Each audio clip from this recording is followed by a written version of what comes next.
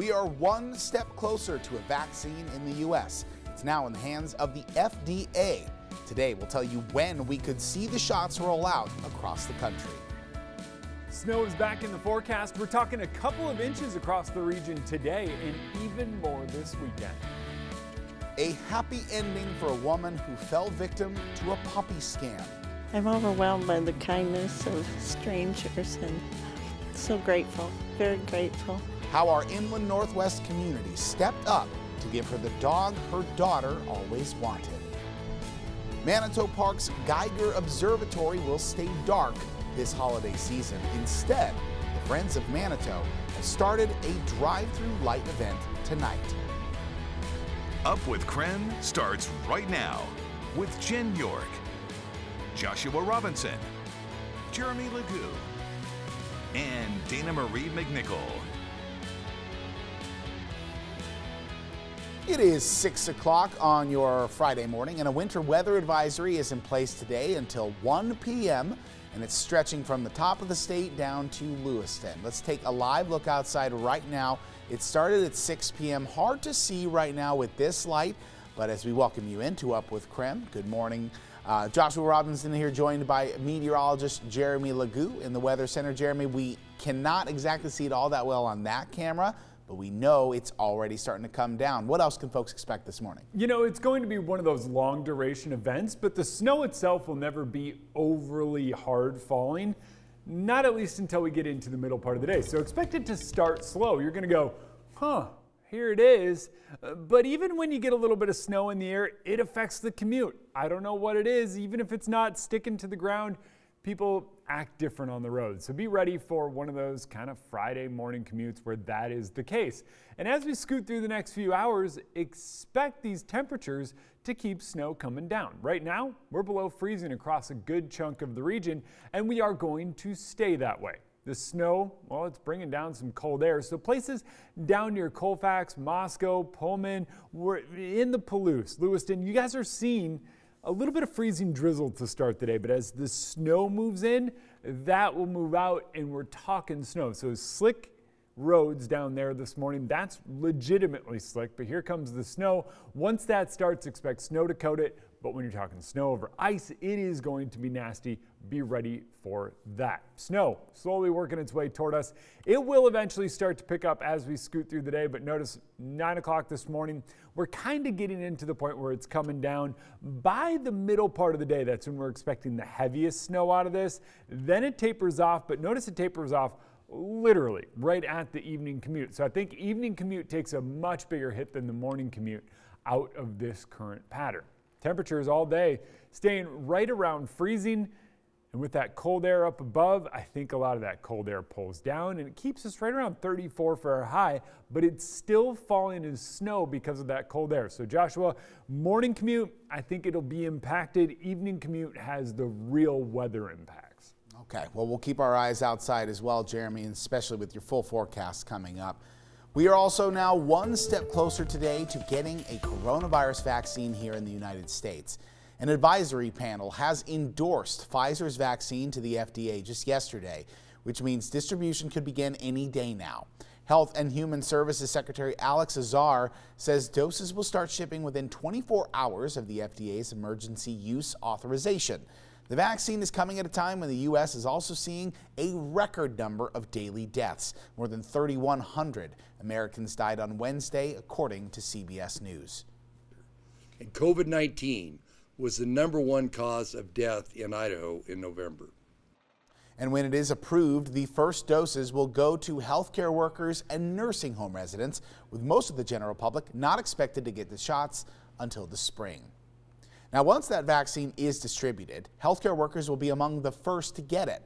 Following them are essential workers and high-risk adults that are 65 years and older. It'll be months before the general public has access to them. Pfizer estimates that could be about June. But meanwhile, the University of Washington is preparing to receive these doses. It has specialized freezers ready to go at all UW medical facilities. We're in a really good position to make sure that everyone who meets those criteria will be offered vaccine. And so the prioritization within these groups is really to help stagger and to also maintain that surge capacity up front. UW Medicine says the next round of vaccines are expected in January or early February. Now here in Eastern Washington, WSU will help with vaccine distribution efforts. During a town hall, officials have said that they have plenty of ultra-cold freezer capacity to help store these vaccines. And if you would like the latest updates about the vaccine here in Washington and in Idaho, you can text the word vaccine to 509-448-2000. There are also 3 other COVID-19 vaccines in the making. Those are Moderna, Johnson & Johnson, and AstraZeneca. Coming up this morning, our sister station in Seattle spoke to a patient that participated in that AstraZeneca vaccine trial. And so showing people that it's safe, and so we can get back to normal again. Join us this morning a little later on Up with KREM, and we'll tell you why she says the mild symptoms she experienced do outweigh the risks. Happening today, the chairlift that fell at 49 degrees north is back in operation. An investigation by the resort found a missing pin caused the chair to detach from the line. That chair has been closed since the incident, and 2 people who were on the chair when it fell suffered from minor injuries. A spokesperson from the resort says every chair on the line has been inspected and no other problems were found. Time now for your morning rush. More news in less time. Right now, we are following up on breaking news from last night. 1 person was killed after colliding with an old military vehicle on Highway 2 late last night. Traffic was backed up for several hours, but lanes in both directions are now back open. It happened just east of Fairchild Air Force Base in the westbound lanes, and we're told that the driver of the smaller car pulled out in front of the military truck, and the truck did not have enough time to stop. Spokane police have identified the suspect in Wednesday's bomb threat at the Spokane Democrats' office. Peter Yeager made his first appearance in court yesterday, facing charges of arson, burglary, and threatening to bomb property.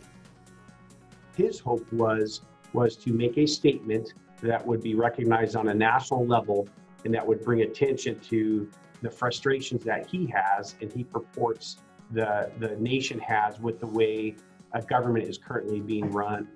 The bomb squad determined the device was not explosive. In court, it was revealed that Yeager's hope was to burn the building down but not hurt anyone. A judge has set his bond at $500,000 yesterday. A human rights memorial in Boise is getting national attention after it was vandalized with swastikas. The CEO of Chobani Yogurt made a $20,000 donation to help clean away the hate, and he urged people to be the light this Hanukkah, as the holiday does start today, and he says he stands with Boise against hatred. Saturday's UW football game against Oregon has been canceled because of COVID cases reported inside the Husky locker room. Washington's scholarship roster is reportedly now well below the 53-man limit. So with no game, the Huskies would technically win the North based on their winning percentage, but if all of their players have to quarantine for 14 days, it does not look good for the Dogs to play in the Pac-12 title game. That's your morning rush. More news in less time. Let us know what's happening in your neighborhood by using the hashtag #UpWithKREM on social media. As we take a look at what's trending today, a list of this year's most mispronounced words has been released. Dr. Anthony Fauci's name, along with Vice President-elect Kamala Harris's name, topped that list. And according to the U.S. Captioning Company, that's the organization that subtitles real-time events, and they created this list, they said it's based on what they heard people mispronounce on TV. You're looking at the screen right now at some of the names at the top of the list. Giannis Antetokounmpo is a Greek basketball player who currently plays for the Milwaukee Bucks. His name, that's the third one on the list there. He also was named, by the way, the NBA's most valuable player this year. Isaias, that was the powerful hurricane from earlier this summer that caused significant damage to the East Coast and to the Caribbean. Other words that made the list that you can see right now, believe it or not, Leonardo da Vinci's name surfaced after a popular meme in 2020. Nevada, which popped up during election season, a lot of people calling it Nevada. And Elon Musk's son's name is at the bottom. We're not even going to try. It confused us in so many ways. But by the way, one we don't have featured here, Yosemite, as in Yosemite National Park. Now, if anyone wanted to know what 2019's words were, the most mispronounced words include Megan Rapinoe's name from the U.S. women's soccer team, Rami Malek, who is the actor who won the Academy Award for Best Actor in Bohemian Rhapsody, and another one is the Japanese word tokimiku. That means to spark joy, and it was made popular by Marie Kondo's Netflix series. Another one here, Jeremy, so Notre Dame is down there at the bottom, which I think is hilarious because you'll never hear anyone calling a Notre Dame football game call it Notre Dame. You just won't hear it. Yeah, they're like, Notre Dame, Notre Dame. That's right. You know, we got a text. One of my favorite ones, Worcestershire. Oh, that's an every year thing. Yeah, Worcestershire. Yeah. Worcester? Yeah, that one. Take it every year. Yeah, I have no idea. That's actually one where, you know, earlier I said, I love knowing how to pronounce words. No clue. See, we have to figure out how to get that here on Up with KREM so we can talk about it all the time, and therefore it could become the 2021 most mispronounced word. I got an idea. For when Jen and Dana Marie return, let's just put it in the script a bunch and watch them. It's our new goal. Yeah. You're all in on The Secret. I don't think they're watching this morning, but you're all in on The Secret. That's what we're going to try to do in 2021. All right, this is going to be great. Hey, the annual holiday lights at Manitou Park's Conservatory, Geiger Conservatory, are moving outside. After the break, how you can participate in the Enchanted Garden drive-thru this year. Nice, and it's going to look even better this weekend. We've got snow coming down today and even more as we get into the weekend. I'll break it all down for you.